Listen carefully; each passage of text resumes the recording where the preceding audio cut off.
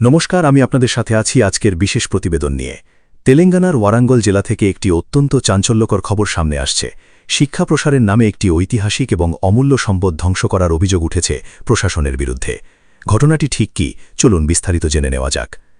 ওয়ারাঙ্গলে রাজ্য সরকারের একটি ইন্টিগ্রেটেড স্কুল অর্থাৎ সমন্বিত স্কুল প্রকল্পের কাজ চলছিল।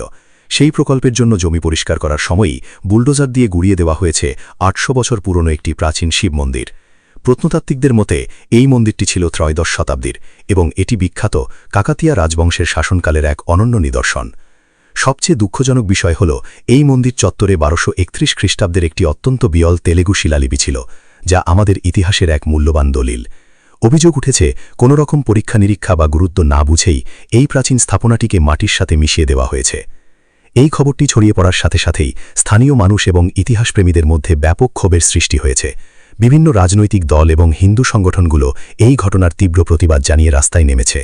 এমনকি এই ঐতিহাসিক স্থাপনা ধ্বংস করার বিরুদ্ধে আইনি পদক্ষেপও শুরু হয়েছে। সাধারণ মানুষের দাবি, উন্নয়নের নামে আমাদের প্রাচীন ঐতিহ্যকে এভাবে বিসর্জন দেওয়া কোনোভাবেই মেনে নেওয়া যায় না। চারদিকে ব্যাপক সমালোচনা এবং প্রতিবাদের মুখে পড়ে অবশেষে নড়ে চড়ে বসেছে তেলেঙ্গানা সরকার। প্রশাসনের উচ্চপদস্থ কর্মকর্তারা জানিয়েছেন, যা ক্ষতি হওয়ার তা তো হয়েই গেছে, তবে তারা জনগণের আবেগকে সম্মান জানিয়ে একটি বড় সিদ্ধান্ত নিয়েছেন।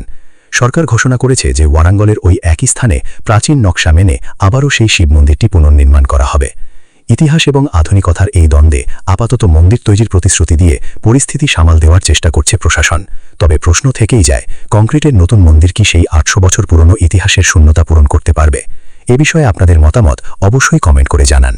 আজকের এই প্রতিবেদনটি যদি আপনাদের গুরুত্বপূর্ণ মনে হয় তবে আমাদের ভিডিওটিতে একটি লাইক দিন এবং আপনার বন্ধুদের সাথে শেয়ার করুন। নিয়মিত এমন সব গুরুত্বপূর্ণ খবরের আপডেট পেতে আমাদের ট্রেডিং ম্যাজিক চ্যানেলটি সাবস্ক্রাইব করে পাশের বেল আইকনটি চেপে রাখুন। পাশে থাকার জন্য ধন্যবাদ। দেখা হচ্ছে পরবর্তী প্রতিবেদনে।